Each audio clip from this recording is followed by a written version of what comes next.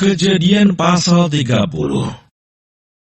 Ketika dilihat Rahel bahwa ia tidak melahirkan anak bagi Yakub, cemburulah ia kepada kakaknya itu, lalu berkata kepada Yakub, "Berikanlah kepadaku anak, kalau tidak aku akan mati."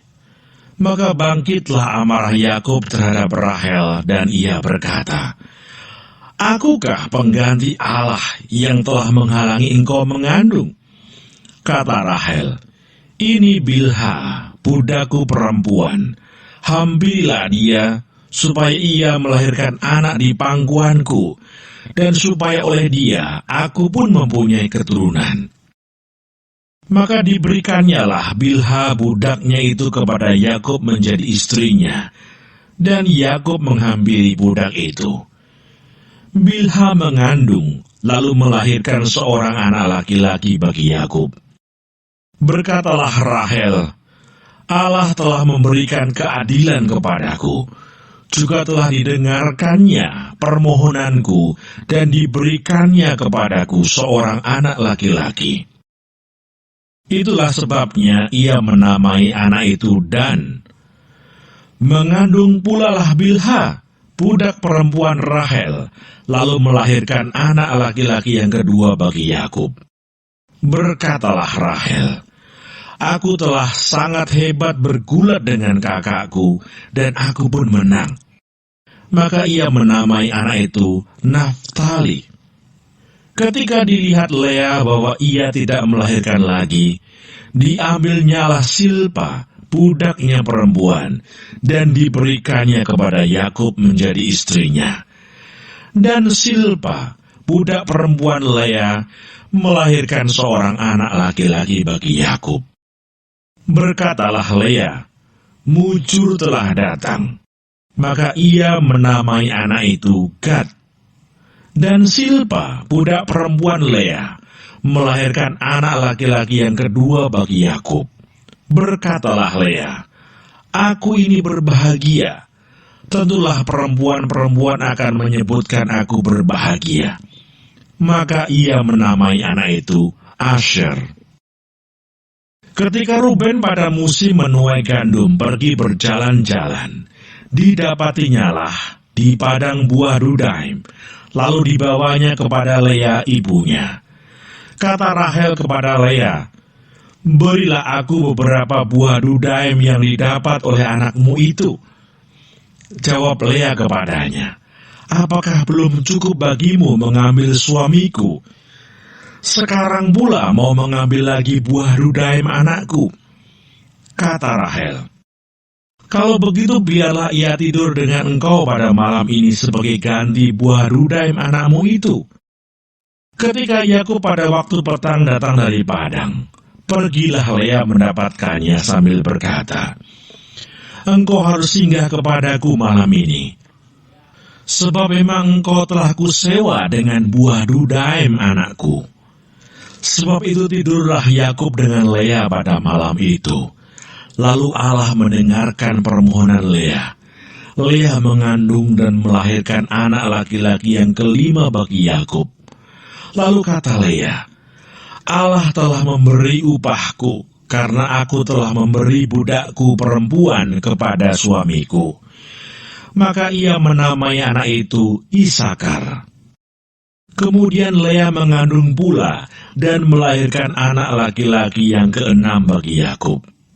Berkatalah Lea, "Allah telah memberikan hadiah yang indah kepadaku. Sekali ini suamiku akan tinggal bersama-sama dengan aku, karena aku telah melahirkan 6 orang anak laki-laki baginya." Maka ia menamai anak itu Sebulon. Sesudah itu ia melahirkan seorang anak perempuan dan menamai anak itu Dina. Lalu ingatlah Allah akan Rahel. Allah mendengarkan permohonannya serta membuka kandungannya. Maka mengandunglah Rahel dan melahirkan seorang anak laki-laki. Berkatalah ia, "Allah telah menghapuskan aibku." Maka ia menamai anak itu Yusuf, sambil berkata, Mudah-mudahan Tuhan menambah seorang anak laki-laki lagi bagiku. Yakub memperoleh ternak. Setelah Rahel melahirkan Yusuf, berkatalah Yakub kepada Laban, "Izinkanlah aku pergi, supaya aku pulang ke tempat kelahiranku dan ke negeriku. Berikanlah istri-istriku dan anak-anakku yang menjadi upahku selama aku bekerja padamu, supaya aku pulang, sebab engkau tahu betapa keras aku bekerja padamu." Tetapi Laban berkata kepadanya, "Sekiranya aku mendapat kasihmu, telah nyata kepadaku bahwa Tuhan memberkati aku karena engkau." Lagi katanya, "Tentukanlah upahmu yang harus kubayar, maka aku akan memberikannya." Saud Yakub kepadanya, "Engkau sendiri tahu bagaimana aku bekerja padamu, dan bagaimana keadaan ternakmu dalam penjagaanku. Sebab harta milikmu tidak begitu banyak sebelum aku datang, tetapi sekarang telah berkembang dengan sangat, dan Tuhan telah memberkati engkau sejak aku berada di sini. Jadi bilakah dapat aku bekerja untuk rumah tanggaku sendiri?" Kata Laban, "Apakah yang harus kuberikan kepadamu?" Jawab Yakub, "Tidak usah kau berikan apa-apa kepadaku. Aku mau lagi menggembalakan kambing dombamu dan menjaganya, asal engkau mengizinkan hal ini kepadaku. Hari ini aku akan lewat dari tengah-tengah segala kambing dombamu, dan akan mengasingkan dari situ setiap binatang yang berbintik-bintik dan berbelang-belang.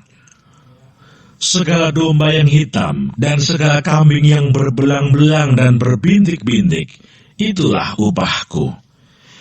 Dan kejujuranku akan terbukti di kemudian hari, apabila engkau datang memeriksa upahku, segala yang tidak berbintik-bintik atau berbelang-belang di antara kambing-kambing, dan yang tidak hitam di antara domba-domba, anggaplah itu tercuri olehku." Kemudian kata Laban, "Baik, jadilah seperti perkataanmu itu." Lalu diasingkannya lah pada hari itu kambing-kambing jantan yang bercoreng-coreng dan berbelang-belang, dan segala kambing yang berbintik-bintik dan berbelang-belang, segala yang ada warna putih pada badannya, serta segala yang hitam di antara domba-domba.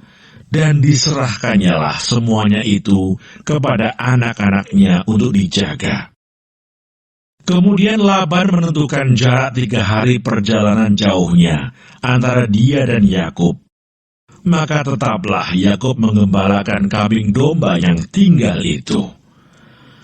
Lalu Yakub mengambil dahan hijau dari pohon hawar, pohon badam, dan pohon berangan.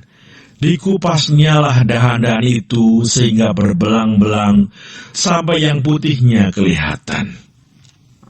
Ia meletakkan dahan-dahan yang dikupasnya itu dalam palungan, dalam tempat minum, kemana kambing domba itu datang minum, sehingga tepat di depan kambing domba itu. Adapun kambing domba itu suka berkelamin pada waktu datang minum. Jika kambing domba itu berkelamin dekat dahan-dahan itu, maka anaknya bercoreng-coreng, berbintik-bintik, dan berbelang-belang. Kemudian Yakub memisahkan domba-domba itu. Dihadapkannya kepala-kepala kambing domba itu kepada yang bercoreng-coreng, dan kepada segala yang hitam di antara kambing domba Laban. Demikianlah ia beroleh kumpulan-kumpulan hewan baginya sendiri, dan tidak ditempatkannya pada kambing domba Laban. Dan setiap kali apabila berkelamin kambing domba yang kuat, maka Yakub meletakkan dahan-dahan itu ke dalam palungan di depan mata kambing domba itu, supaya berkelamin dekat dahan-dahan itu. Tetapi apabila datang kambing domba yang lemah, ia tidak meletakkan dahan-dahan itu ke dalamnya. Jadi hewan yang lemah untuk Laban dan yang kuat untuk Yakub. Maka sangatlah bertambah-tambah harta Yakub, dan ia mempunyai banyak kambing domba, budak perempuan dan laki-laki, unta dan keledai.